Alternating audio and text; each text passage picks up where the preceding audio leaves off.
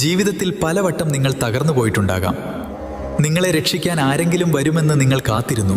പക്ഷെ ആരും വന്നില്ല. ആ നിമിഷമാണ് നിങ്ങൾ ഉള്ളിലേക്ക് നോക്കിയത്.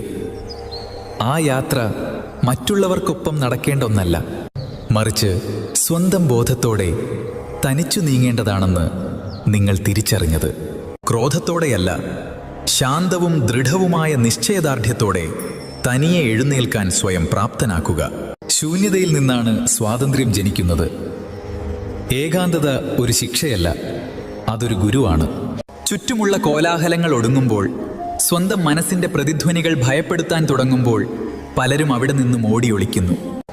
എന്നാൽ മാറ്റത്തിന്റെ തുടക്കം യാഥാർത്ഥ്യങ്ങളെ അതിന്റെ പൂർണ്ണ രൂപത്തിൽ ഒളിച്ചോട്ടങ്ങളില്ലാതെ തിരിച്ചറിയുമ്പോഴാണ്. തനിച്ചു നടക്കുക എന്നാൽ ലോകത്തോട് പുറംതിരിഞ്ഞു നിൽക്കുക എന്നല്ല, മറിച്ച് ലോകത്തിൽ സ്വന്തം അസ്തിത്വം തിരയുന്നത് അവസാനിപ്പിക്കുക എന്നാണ്.